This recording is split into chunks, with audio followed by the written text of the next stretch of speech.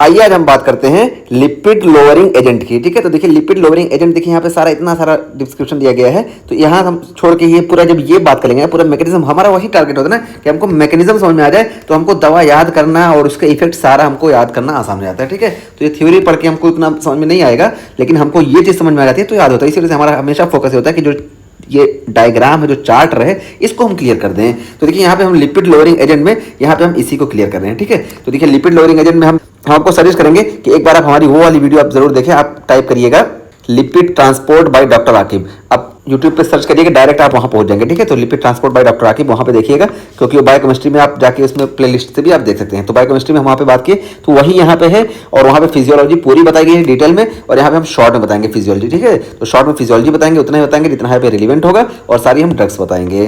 तो देखिए यहाँ पे जो ये हमारे लिपिड्स होते हैं, इनका ट्रांसपोर्ट कैसे होता है, तो देखिए सबसे पहले हम काइलोमाइक्रोन से शुरू कर रहे हैं। तो जो हम डाइट में हम यहाँ पे कोलेस्ट्रॉल वगैरह लेते हैं, तो देखिए डाइट में हमारा जो कोलेस्ट्रॉल होता है और फ्री फैटी एसिड होता है, और ये बाइल एसिड देखिए ये हमारा एंटेरोहेपेटिक सर्कुलेशन से आता है। तो ये तीनों मिलके ना, कोलेस्ट्रॉल, फ्री फैटी एसिड और बाइल एसिड, ये देखिए तीनों मिलके ये पैक होते हैं। ठीक है, पैक होते हैं क्योंकि ये देखिए ये जो होता है ये हाइड्रोफोबिक होता है। अब हाइड्रोफोबिक होता है, इसको ब्लड में जाना है, तो ब्लड में जाना है, तो हाइड्रोफोबिक तो ब्लड में जा नहीं पाएगा क्योंकि ब्लड यहाँ हाइड्रोफिलिक होता है। इस वजह से यहाँ पे ये एम्फीपैथिक यहाँ पे लिपिड होता है, इसमें पैक होते हैं। तो ये लिपिड क्या होता है कि अंदर की तरफ ये जो होता है ये हाइड्रोफोबिक होता है, और इधर अंदर की तरफ ये कोलेस्ट्रॉल, फ्री फैटी एसिड वगैरह रखता है, और हाइड्रोफिलिक वाला पोर्शन बाहर होता है जो कि आसानी से हमारे सर्कुलेशन में तैर सकता है। ठीक है, तो ये हो गया। तो यहाँ पे देखिए कोलेस्ट्रॉल, फ्री फैटी एसिड और बाइल एसिड, ये तीनों मिलकर यहाँ पे काइलोमाइक्रोन का फॉर्मेशन करते हैं। तो काइलोमाइक्रोन देखिए इंटरसाइड में बन गया, और यहाँ पे देखिए B48 यहाँ पे इसका ये बाय बर्थ मार्कर प्रेजेंट होता है, ये हमारे काइलोमाइक्रोन में। फिर ये देखिए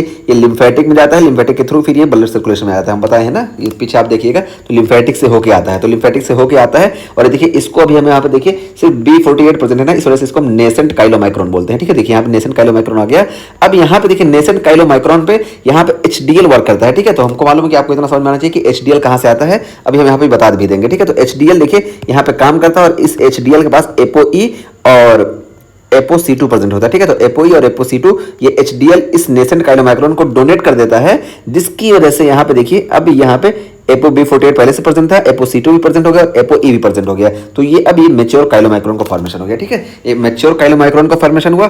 अब ये मैच्योर काइलोमाइक्रोन यहाँ पे देखिए ये जो ApoC2 मिला था ना, ये ApoC2 ये लाइपोप्रोटीन लाइपेज एंजाइम होता है। ठीक है, यहाँ पे एंडोथेलियल सेल पे प्रेजेंट होता है, इसको एक्टिवेट करता है। ठीक है, तो इसी वजह से ApoC2 की जरूरत होती है, HDL ApoC2 को देता है, और ये ApoC2 इस लाइपोप्रोटीन लाइपेज को एक्टिवेट कर देता है, जिसकी वजह से ये लाइपोप्रोटीन देखिए लाइपेज यहाँ पे बनाएगा ना, हालांकि ये एंडोथेलियल सेल पे होता है, यहाँ पे होता है, और ये इसका ब्रेक डाउन कर देता है। ठीक है, तो काइलोमाइक्रोन से यहाँ पे ट्राइग्लिसराइड और फ्री फैटी एसिड को अलग कर देता है, और ये फ्री फैटी एसिड ये देखिए ये चला जाता है एडिपोसाइड में। ठीक है, तो देखिए एडिपोसाइड में फ्री फैटी एसिड चला जाता है, वहाँ पे ये यूज होता है, जो भी होता है ये अलग मसला है, हम पीछे बात करके आ जाएंगे। ठीक है, आप वहाँ पे फिजियो में देखिएगा, तो यहाँ पे फ्री फैटी एसिड यहाँ पे चला गया ये एडिपोज टिश्यू में, और ये अब जब लाइपोप्रोटीन लाइपेज इस पे फ्री फैटी एसिड को अलग कर दिया, तो यहाँ पे अब ये जो बचा ना, ये रेमिनेंट यहाँ पे बचा था, इसको हम रेमिनेंट काइलोमाइक्रोन बोले। ठीक है, तो रेमिनेंट काइलोमाइक्रोन बोले क्योंकि यहाँ पे ये फ्री फैटी एसिड का कंटेंट कम हो गया। ठीक है, तो देखिए रेमिनेंट काइलोमाइक्रोन बचा, और ये जो HDL के जरिए देखिए ApoC2 मिला था, ये लाइपोप्रोटीन लाइपेज को एक्टिवेट कर दिया, और ApoE जो मिला था ये देखिए ये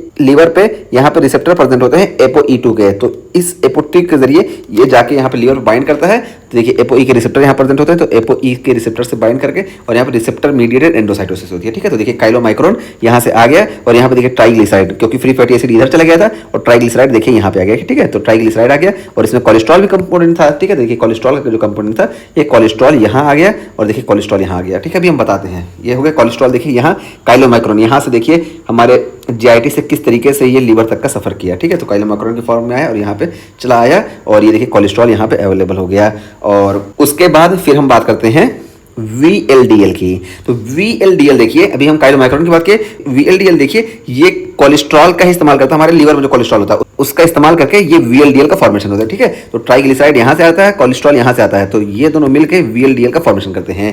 देखिए ट्राइग्लिसराइड, बहरहाल इसका फॉर्मेशन कहाँ हुआ VLDL का, ये लीवर में हुआ, फिर ये लीवर से आ जाता है हमारे यहाँ सर्कुलेशन में, तो सर्कुलेशन में जब आता है ना तो VLDL देखिए यहाँ पे सिर्फ इसके पास B100 पैदाइशी B100 प्रेजेंट होता है। ठीक है, बाई बर्थ B100 लेके आता है, फिर यहाँ पे HDL आ जाता है बेचारा। ठीक है, यहाँ पे फिर डोनेट करता है वही एपोसी2 को, ठीक है। तो एपोसी2 को ये HDL डोनेट कर देगा, ठीक है। तो एपोसी2 को डोनेट कर दिया, और एपोसी2 को जब ये डोनेट करेगा तो एपोसी2 का काम करता है कि लाइपोप्रोटीन लाइपेज को ये स्टिमुलेट करता है। अब ये जब लाइपोप्रोटीन लाइपेज स्टिमुलेट होगा तो ये यहाँ पे एंडोथेलियल सेल प्रेजेंट होता है, तो यहाँ से VLDL के अंदर से यहाँ फ्री फैटी एसिड को निकाल लेगा, ठीक है। तो फ्री फैटी एसिड को निकाल लेके देखिए एडिपोज टिश्यू में भेज दिया, ठीक है। तो एडिपोज टिश्यू में जाके ये जमा होने लगता है। देखिए यहाँ काइलोमाइक्रोन से भी ये लाइपोप्रोटीन लाइपेज ला रहा था, और VLDL से भी देखिए लाइपोप्रोटीन लाइपेज ही यहाँ पे ला रहा था। ये ऐसा होता है ना, जब आप कहीं बाजार जाते हैं तो दुकान अंदर होती है, आप एक आदमी को बाहर रखे रहते हैं कि देखो जितने कस्टमर आ रहे हैं सबको खींच के यहाँ लाओ। तो ये लाइपोप्रोटीन लाइपेज एक तरीके से यही काम कर रहा है कि यहाँ पे होता है लेकिन ये एडिपोज टिश्यू में भेजता है, ठीक है। तो ये हो गया लाइपोप्रोटीन लाइपेज का काम। और अब यहाँ पे देखिए VLDL से जब ये निकल गया तो अब यहाँ पे ये जो बचा VLDL, तो यहाँ पे इसको हम बोल देते हैं LDL, ठीक है। तो VLDL से ये LDL बच गया, क्योंकि यहाँ पे वेरी लो डेंसिटी लाइपोप्रोटीन था, और यहाँ पे जो था जब फ्री फैटी एसिड निकल गया तो ये अब लो डेंसिटी लाइपोप्रोटीन हो गया। तो यहाँ पे भी देखिए ApoE प्रेजेंट है। अच्छा ये देखिए यहाँ पे हम ApoE नहीं बनाए थे, यहाँ पे भी हम बना देते हैं ApoC2, और ApoE भी यहाँ प्रेजेंट होता है, ठीक है। ये HDL इसको ApoC2 देता है, ठीक है। तो ये हमारा ApoE हो गया। तो ApoE यहाँ भी प्रेजेंट है, देखिए यहाँ पे ApoE प्रेजेंट है। और फिर ये देखिए LDL, अब क्या होता है LDL का फेथ, तो हम बताए थे ना कि LDL यहाँ पे इसकी भी ApoE के जरिए रिसेप्टर मीडिएटेड एंडोसाइटोसिस हो जाती है, और यहाँ पे जब LDL जाएगा तो देखिए कोलेस्ट्रॉल फिर से यहाँ पे आ गया, और ये पेरिफेरल टिश्यू में भी जाके इकट्ठा होने लगता है, ठीक है। तो LDL पेरिफेरल टिश्यू में जाता है, आप वाली वीडियो देखिएगा वहाँ पे ज़्यादा फिजियम समझाए हैं, ठीक है। तो ये पेरिफेरल टिश्यू में जाता है और यहाँ पे भी आता है, और ये कोलेस्ट्रॉल देखिए यहाँ पे इस तरीके से आ गया। और उसके अलावा हम बात करें HDL की, तो देखिए HDL जो होता है ना, यहाँ पे HDL देखिए यहाँ काइलोमाइक्रोन से HDL दिखाया गया, इतना वो कंफ्यूज नहीं होना है। HDL की सिंथेसिस देखिए यहाँ पे दिखाए हैं, ये देखिए HDL की सिंथेसिस हमारे लिवर में होती है और स्मॉल इंटेस्टाइन में होती है, ठीक है। तो यहाँ से फिर ये देखिए ये नेसेंट HDL बनता है, फिर यहाँ से LCAT वर्क करता है और इसको मैच्योर HDL में बनाता है। हम वहाँ पे पूरी बात किए हैं, ये देखिए हम हल्का सा यहाँ पे दिखाए भी हैं कि ये देखिए ये लिवर के अंदर हमारे ये देखिए नेसेंट HDL का यानी नेसेंट HDL का फॉर्मेशन हुआ। फिर ये देखिए HDL जो होता है ना, ये हमारा जो पेरिफेरल टिश्यू है ना, यहाँ से कोलेस्ट्रॉल वगैरह को खींचता है, कोलेस्ट्रॉल वगैरह को खींच के देखिए ये HDL, ये देखिए मैच्योर HDL का फॉर्मेशन करता है HDL2, और ये फिर यहाँ से देखिए ये इसके जरिए ये बाइल एसिड के फॉर्मेशन में रोल प्ले करता है, और बाइल एसिड के जरिए यहाँ पे चला जाता है और फिर ये बाइल के रास्ते निकल जाता है। इस वजह से ये हमारा HDL जो होता है देखिए पेरिफेरल टिश्यू से ये कोलेस्ट्रॉल को खींच के लाता है और बाइल एसिड के फॉर्म में इसको बाहर निकालता है, इस वजह से HDL हमारा फायदेमंद होता है। ये सब हम वहाँ पे बात कर चुके हैं, बस यहाँ पे हल्का सा बता दिए। तो ये पूरा हम मैकेनिज्म आपको बता दिए कैसे कैसे क्या होता है। अब हमारी जो ड्रग्स है ना, ये ड्रग्स कैसे कैसे कहाँ पे काम करती हैं, हम यहाँ पे बात करने वाले हैं कि डिसलिपिडीमिया यानी जो हमारी लिपिड प्रोफाइल है ये अल्टर हो जाती है और इसमें हमको परेशानी देखने को मिलती है। तो डिसलिपिडीमिया में हमको मालूम है कि यहाँ पे हमारा जो HDL होता है, देखिए HDL हम बताए कि HDL जो यहाँ टिश्यू में जो हमारे कोलेस्ट्रॉल है इसको खींच के बाहर लेके जाता है, तो HDL हमारे लिए अच्छा कोलेस्ट्रॉल होता है, गुड कोलेस्ट्रॉल होता है। और बाकी LDL, आप LDL को देखिए, ये LDL यहाँ पे देखिए कोलेस्ट्रॉल लिवर में भी ला रहा है और ये पेरिफेरल टिश्यू में भी जमा करता है। इस वजह से LDL जो होता है ये बहुत ही खराब कोलेस्ट्रॉल होता है, ठीक है। तो लो डेंसिटी लाइपोप्रोटीन ये पेरिफेरल टिश्यू में भी लेके जाता है और कोलेस्ट्रॉल यहाँ पे भी लेके आता है, इस वजह से LDL ये बहुत ही खराब माना जाता है और बहुत खराब कोलेस्ट्रॉल होता है, ठीक है। तो पुअर कोलेस्ट्रॉल ये हमारा LDL होता है। तो LDL यहाँ पे हम चाहते हैं कि LDL कम हो जाए, ठीक है। हमारा टारगेट ये होता है कि LDL कम हो जाए, ट्राइग्लिसराइड वगैरह कम हो जाए, और हमारा टारगेट क्या होता है कि HDL बढ़ जाए, ठीक है। तो HDL का देखिए एक दो चीज़ यहाँ पे आप वैसे भी देख रहे होंगे कि HDL देखिए यहाँ पे काइलोमाइक्रोन के भी ब्रेकडाउन में रोल प्ले कर रहा है, VLDL के ब्रेकडाउन में रोल प्ले कर रहा है, और खुद HDL जो है ये देखिए एक टिश्यू से जो है ये यहाँ से कोलेस्ट्रॉल निकाल के ये बाइल एसिड के फॉर्म में यहाँ से ये बॉडी से बाहर निकालता है, ठीक है। तो ये हम बात कर लिए पूरा कैसे। अब देखिए ड्रग हमारी जो होती है, सबसे पहले देखिए हम यहाँ पे जो कोलेस्ट्रॉल है यहाँ पे देखिए थोड़ा सा बच गया, जो हमारी यहाँ पे TCA साइकिल होती है ना, सबसे पहले हमारे देखिए ग्लूकोज आता है, तो ये ग्लाइकोलिसिस होती है इसकी, ठीक है। ग्लूकोज से ये ग्लाइकोलिसिस होती है, यहाँ पे पाइरुवेट बनता है, ठीक है। तो पाइरुवेट जब बनता है फिर इस पाइरुवेट से एसिटाइल कोए बनता है। पाइरुवेट ये हमारा चला आता है माइटोकॉन्ड्रिया के अंदर और माइटोकॉन्ड्रिया के अंदर एसिटाइल कोए बनता है, और ये एसिटाइल कोए ये देखिए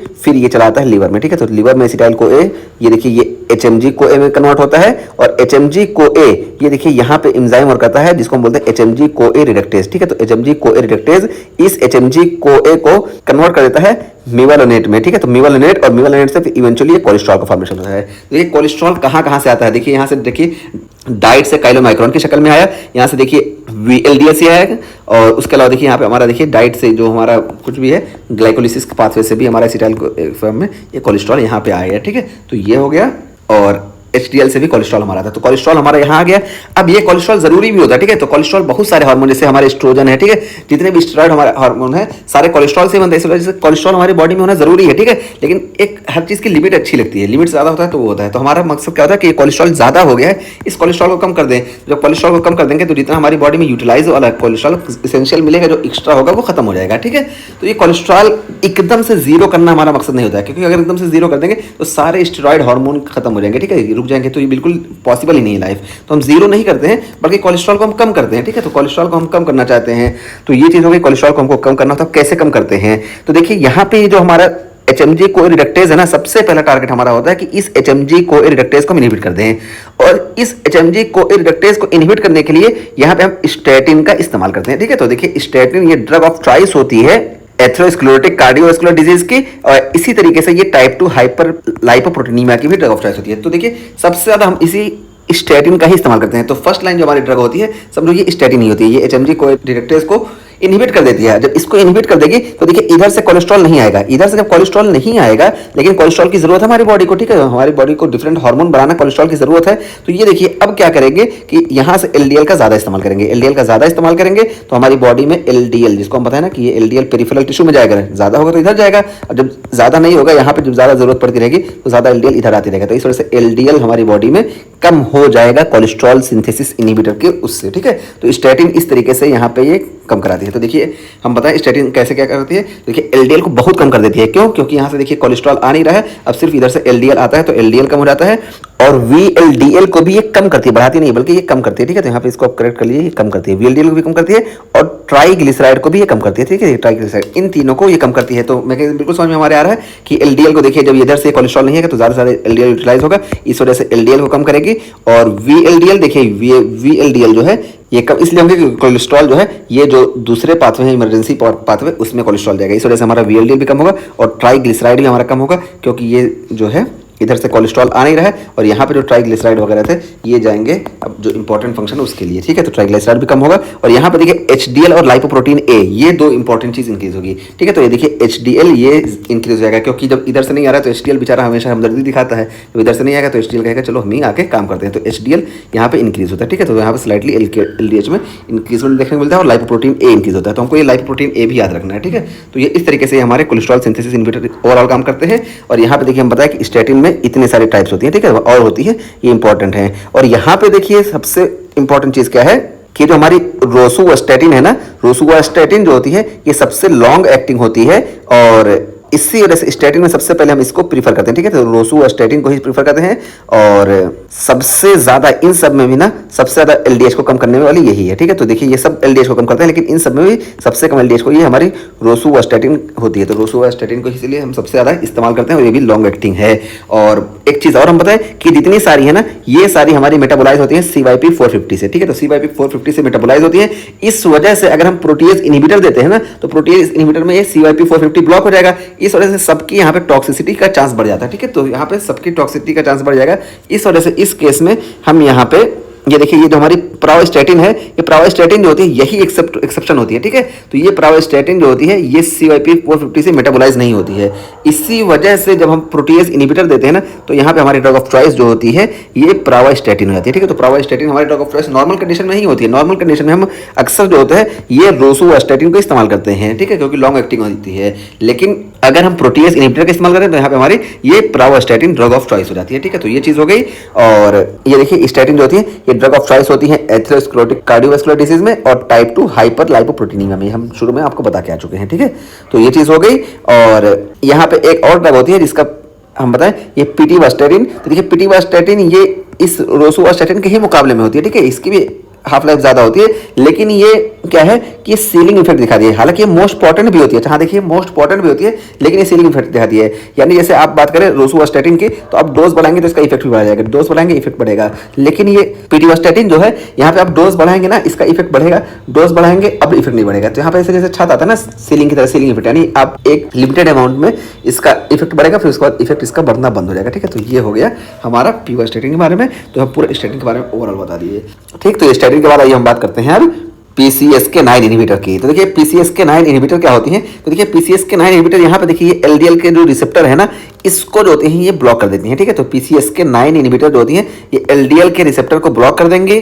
तो जब ये रिसेप्टर ब्लॉक हो जाएगा तो LDL ज्यादा यहाँ ब्लड में रहेगा, ठीक है। तो यानी लिवर के अंदर या पेरिफेरल टिश्यू में कहीं नहीं जाएगा, ठीक है। तो LDL के रिसेप्टर जब ब्लॉक हो जाएंगे तो यहाँ ब्लड में रहेगा और जब ये ब्लड में रहेगा तो ये रिमूव हो जाएगा बॉडी से, ठीक है। तो इस तरीके से LDL जो है यहाँ पे अंदर नहीं जा पाएगा, ना पेरिफेरल टिश्यू में जा पाएगा ना लिवर में जा पाएगा, क्योंकि इसके रिसेप्टर ब्लॉक हो गए PCSK9 इनहिबिटर की वजह से। तो अब ये जो है ये हमारी बॉडी से एलिमिनेट हो जाएगा। इस तरीके से यहाँ पे हमारा LDL जो होता है ये कम हो जाता है, ठीक है। तो यहाँ पे LDL इस तरीके से कम होता है। तो ये PCSK9 इनहिबिटर जैसे हमारी एलिरोकुमेब और इवालोकुमेब है, ठीक है। तो ये दोनों जो होती हैं PCSK9 इनहिबिटर होती है और ये मैक्सिमम LDL को कम करती है, ठीक है। तो जितने भी यहाँ पे हमारी हाइपोलिपिडेमिक एजेंट है उसमें सबसे ज्यादा LDL अगर कोई कम करती है तो यही कम करती है, ठीक है। तो क्योंकि यहाँ पे ये LDL को लॉस कर देती है, तो इस तरीके से LDL हमारी बॉडी से निकल जाता है। और यहाँ पे देखिए HDL भी बढ़ जाएगा, क्योंकि जब यहाँ LDL नहीं जा पा रहा तो यहाँ पे काइलोमाइक्रोन यहाँ पे कोलेस्ट्रॉल नहीं आ पाएगा, ठीक है। कोलेस्ट्रॉल जब नहीं आ पाएगा तो LDL बेचारा वही आएगा कि LDL चलो हम बढ़ जाते हैं, तो HDL बढ़ जाएगा। और ट्राइग्लिसराइड यहाँ पे भी कम हो जाएगा, क्योंकि यहाँ से काइलोमाइक्रोन पूरा लॉस हो जा रहा है, इस वजह से ट्राइग्लिसराइड यहाँ पे भी कम हो जाएगा, ठीक है।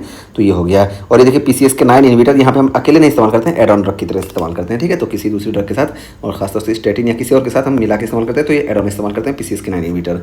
तो ये हो गया।